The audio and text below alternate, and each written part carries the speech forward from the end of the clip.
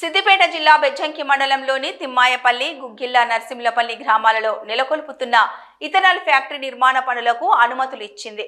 గతంలోని కాంగ్రెస్ పార్టీ అన్ని బెజ్జంకి మండల కాంగ్రెస్ పార్టీ అధ్యక్షులు ముకీసా రత్నాకర్ రెడ్డి స్పష్టం చేశారు.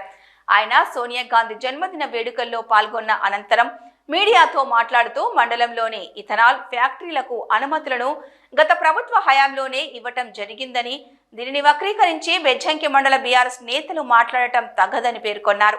గత బీఆర్ఎస్ పార్టీ ప్రభుత్వంలో 2020 సంవత్సరంలో ఇరిగేషన్ శాఖ తోటపల్లి చెరువు నీటి అనుమతులను ఇచ్చింది బీఆర్ఎస్ ప్రభుత్వమేనని, 2023లో ఫ్యాక్టరీ పనుల శంకుస్థాపన కార్యక్రమాలకు అనుమతులు ఇచ్చింది వారే అని ఆయన అనుమతి పత్రాలను చూపించారు.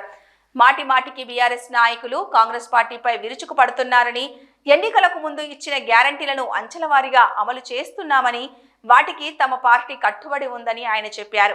ఇథనాల్ ఫ్యాక్టరీ విషయంలో బీఆర్ఎస్ నాయకులు బహిరంగ చర్చకు వస్తే తాము సిద్ధంగా ఉన్నామని ఆయన సవాల్ను విసిరారు. ఆయనతో పాటుగా బెజ్జంకి మండల వ్యవసాయ మార్కెట్ కమిటీ చైర్మన్ పులికృష్ణ, మండల Congress party working president Akkaraveni Pochaiah, Mandapalli Raju, Aileni Srinivas Reddy, Ailaiah, Pothireddy, Madhusudan Reddy, Konkati Ramulu, Rodda Mallesham, Lingala Srinivas, Gudelli Srikanth, Bonagam Ramesh తదితరులు ఉన్నారు.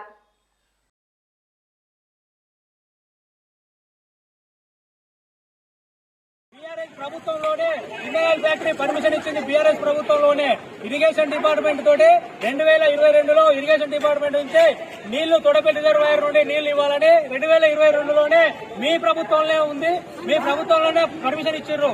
అలాగే 2023లో ఇరిగేషన్ మాకు ఇవ్వండి, ప్రతిపక్ష హోదాలో ఉన్నప్పుడు కాబట్టి ఇట్లా చేస్తే ప్రజలకు మేలవుతుందన్న ఉద్దేశం కొద్ది సలహాలు సూచనలు ఇవ్వండి. కానీ